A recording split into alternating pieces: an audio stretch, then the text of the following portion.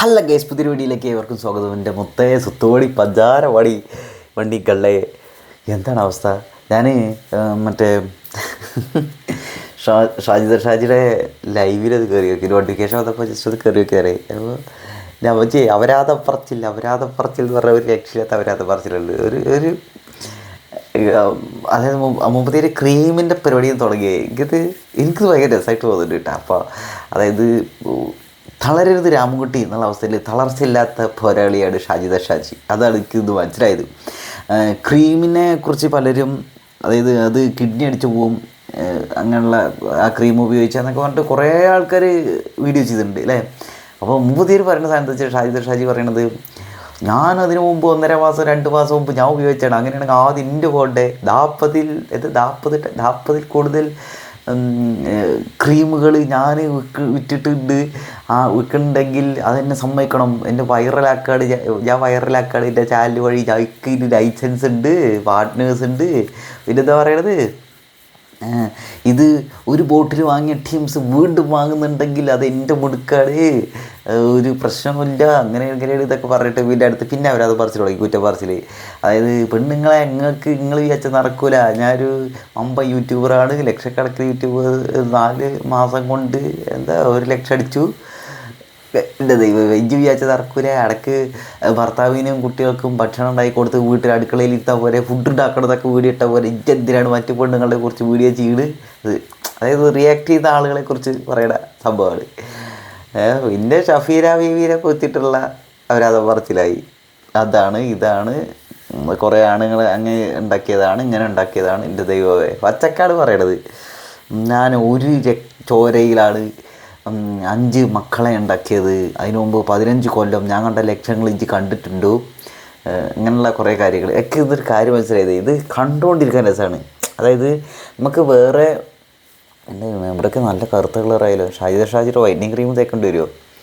അപ്പോൾ അയ്യോ, ഞാനിത് മാർക്കറ്റിംഗായിട്ട് വിചാരിക്കരുത് കേട്ടോ, തമാശ രീതിയിൽ പറയുകയാണ്. അപ്പോൾ പക്ക അവരത് പറിച്ചിട്ട് ഇടയ്ക്ക് ഇതൊരു കാര്യം വെച്ചാൽ, നമ്മളാകെ പ്രാന്തമായിട്ടിരിക്കുമ്പോൾ അല്ലെങ്കിൽ വേറെ വലിയ വിഷയമൊന്നും ഇല്ലാണ്ട് അല്ലാണ്ട് ജീവിതം മടുത്തിരിക്കുന്ന സമയത്ത് കണ്ടാൽ മതി. അത് ഇങ്ങനെ ആളുകൾ ജീവിക്കുന്നുണ്ട്. അപ്പോൾ അതിൽ നിന്ന് നമുക്കൊരു നമ്മൾ ഇൻസ്പയർഡ് ആവും. എന്തായാലും ഷാജി ഒന്നുകൊണ്ട് തളരൂല എന്നുള്ളൊരു കാര്യമാണ്. പിന്നെ ഏതോ മറ്റേ യത്തീംഖാനയുടെ മറ്റേ മൂപ്പര് കുണ്ടനാണ് എന്നൊക്കെ പറയുന്നുണ്ടായിരുന്നു അതിൽ. എന്നിട്ട് ആളെ മാറ്റി, ഞാനങ്ങനെ പറഞ്ഞപ്പോഴേക്ക് ഞാനൊരു ബ്ലോഗറാടി, യൂട്യൂബറാടി, ഞാനവിടെ പോയി പറഞ്ഞപ്പോഴേക്ക് ആളെ മാറ്റി, അങ്ങനെയാണ് ഇങ്ങനെയാണ്, കുറേ ആൾക്കാർ TC വാങ്ങിപ്പോയി എന്നൊക്കെ പറഞ്ഞിട്ട് പറയുന്നുണ്ട്. ആ മൂപ്പരെ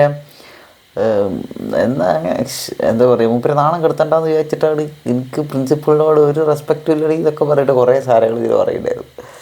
എന്തായാലും ലൈവിൽ ആളുകളുടെ തല്ലാണ്. നമ്മളൊക്കെ ലൈവ് ഇട്ടുണ്ടായി 5 പേര് 10 പേര് 25 പേര്, പരമാവധി 30 പേരുണ്ടാവും, 50 പേര് തികയൂല. ഇവിടെ ഇഷ്ടംപോലെ ആളുകളാണ്, അത് കാണാൻ ആൾക്കാരുണ്ട്.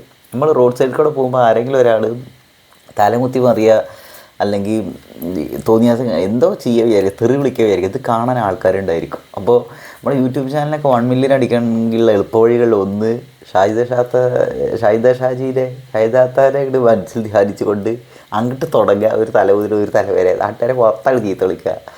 ഓരോരുത്തരായിട്ട് ഇങ്ങനെ ചീത്ത വിളിച്ചുകൊണ്ടേ ഇരുന്നിട്ടൊക്കെ അടിപൊളിയാവും തോന്നണം. പബ്ലിക്കായിട്ട് എവിടെയെങ്കിലും പോയിട്ട് കരയുക, അങ്ങനെ ഇങ്ങനെ. അതിൽ ഷാജിദാത്ത സ്വയം പറയുന്നത്, ഇക്ക് പ്രാന്താടി, എൻ്റെ കുട്ടികളെ നോക്കാൻ ഞാൻ പ്രാന്തിയാവടി, ഞാൻ പ്രാന്തി എൻ്റെ അടി അണക്കെന്താണ് എന്നൊക്കെ പറയുന്നത്. എന്തായാലും രസമുണ്ട് കേട്ടോ. ഞാൻ ഇങ്ങനെ സംസാരിക്കുമ്പോഴേക്ക് കാര്യം മനസ്സിലായത്,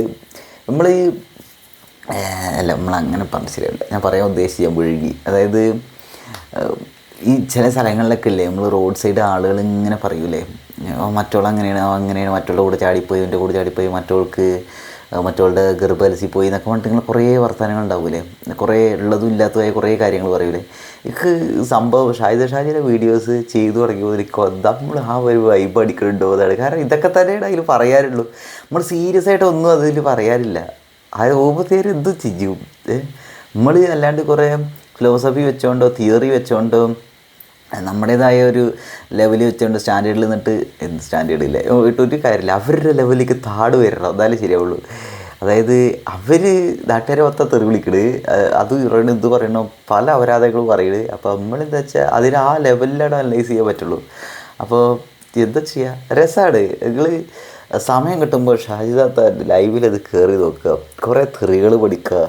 എങ്ങനെയാണ് എന്ത് സംഭവിച്ചാലും പിടിച്ച് നിൽക്കുക നിങ്ങൾക്ക് പഠിക്കാൻ സാധിക്കും. അപ്പോൾ എനിക്കതൊരു പുതിയ ഒരു പഠന കേന്ദ്രമാണ് ഷാഹിദാത്താൻ്റെ ലൈവ്. അപ്പോൾ എന്തായാലും രസമുണ്ട്. എല്ലാ ദിവസവും ഷാഹിദാത്താൻ്റെ ലൈവിലത് കയറി നോക്കണം വിചാരിക്കണം. ഞാനിപ്പോൾ ഇത് ഒരു 2-3 ദിവസമായിട്ടുള്ളൂ ജസ്റ്റ് ഷാഹിദാത്താൻ്റെ വീഡിയോസൊക്കെ ഇത് കാണണതേ. കുറേ കണ്ടില്ല, കുറച്ച് വീഡിയോസ് കണ്ടുള്ളൂ. അപ്പോൾ ലൈവ് എന്നാണ് ഞാൻ കയറി വെക്കുന്നത്. എന്താ ലൈവിൻ്റെ അവസ്ഥ? എന്തായാലും രസമുണ്ട്, എനിക്ക് ഭയങ്കരമായിട്ട് ഇഷ്ടപ്പെട്ടത്.